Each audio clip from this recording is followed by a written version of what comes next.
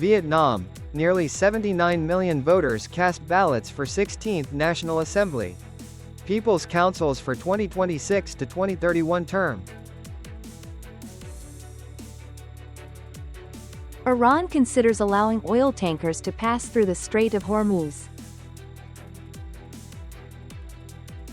Businesses proactively adapting to the pressure of rising fuel prices.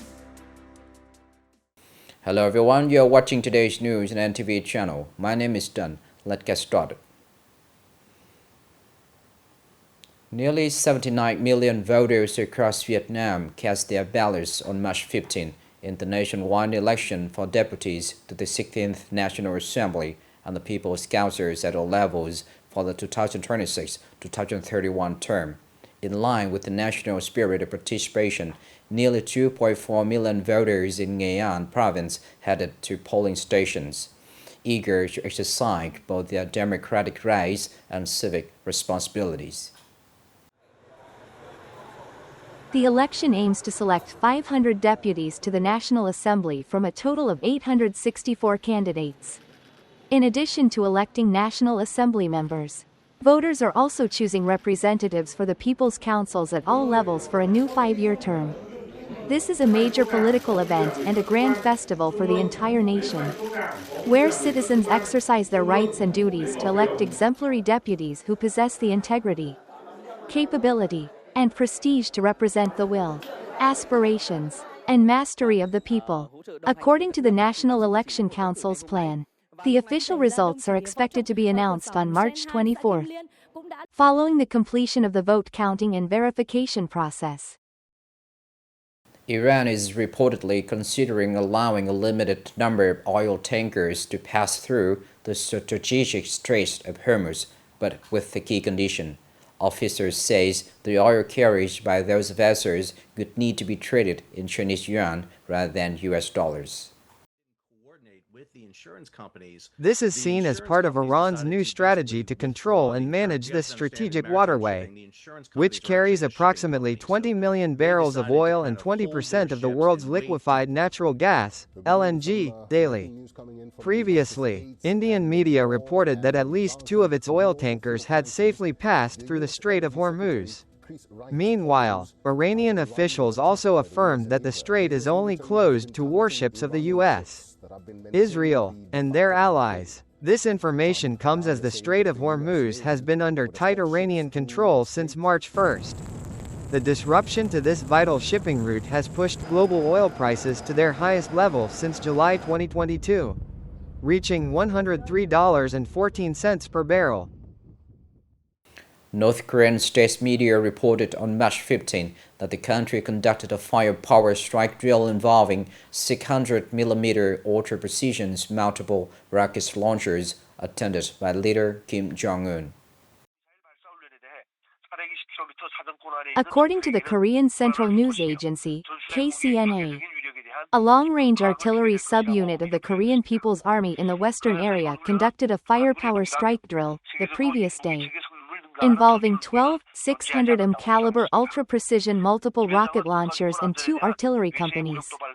The previous day, South Korea's military detected about 10 ballistic missiles launched toward the East Sea from Sunan, near Pyongyang, which flew some 350 kilometers and were seen as the North's response to the ongoing annual South Korea-US military exercise. Coming up next are some updated news.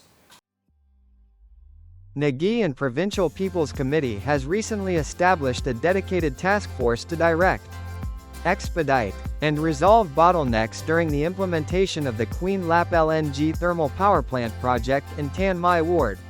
According to the decision, the task force is responsible for monitoring, coordinating, and addressing arising difficulties to ensure the project remains on schedule and complies with legal regulations. The Department of Industry and Trade will act as the lead agency to consolidate reports and propose handling measures. Previously, the provincial authorities approved the investment policy for the project with a total capital exceeding 59 trillion Vietnamese dongs, marking it as the largest investment project in the province to date. Upon completion, the plant is expected to consume approximately 1.15 million tons of imported LNG annually, significantly boosting the regional power supply and stimulating local economic growth.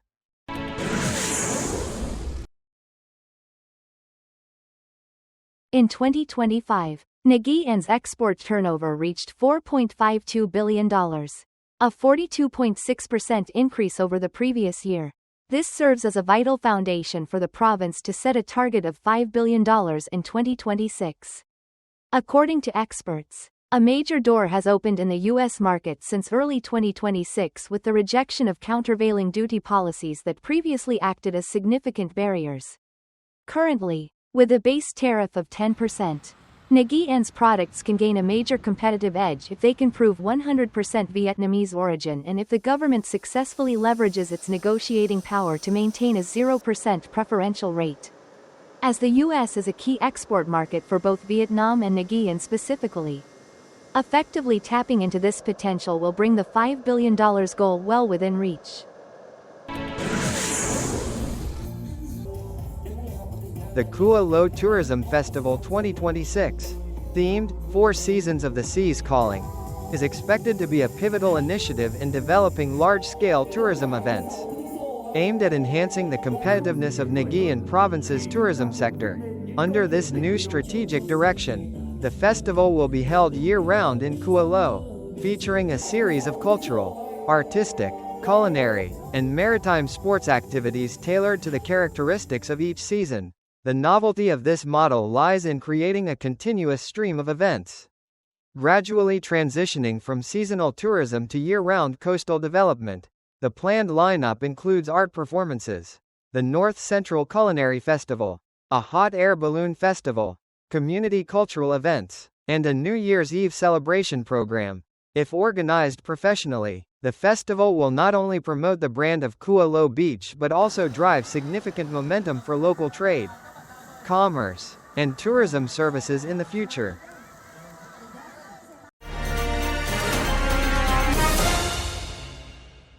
The sharp rise in fuel prices, particularly diesel, is placing significant pressure on businesses' operating costs. This volatility is creating serious adaptation challenges, especially for companies in the transportation, logistics, and manufacturing sectors. As a result, many businesses are being forced to adjust their production and business plans while carefully managing fuel inputs to control expenses. Navigating this ongoing fuel price storm and minimizing potential risks has become a major challenge for enterprises. With fuel accounting for a large proportion of total operating costs, every hike in gasoline and oil prices pushes transportation fees upward. This particular company, which operates 4 large tonnage vessels and hundreds of container trucks, is currently suffering billions of VND in daily losses because they must fulfill previously signed transport contracts. Under such pressure, the firm has been forced to optimize transport routes, minimize empty runs, increase order consolidation, and prioritize high-efficiency cargo to offset costs. For existing orders, we must maintain the same shipping rates for our customers. However, for new orders, we will adjust the rates to ensure normal service delivery. For construction material manufacturers, rising fuel and transport costs have significantly inflated production prices.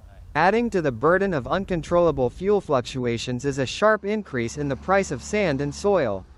In response, many units have had to adjust production schedules, optimize logistics, and tighten cost management to mitigate the impact. However, raising product prices in the current climate also places significant pressure on the market. With fuel prices continuing to rise, businesses may have to scale back production and transportation to maintain jobs and profits. We hope the government will intervene more deeply in fuel pricing.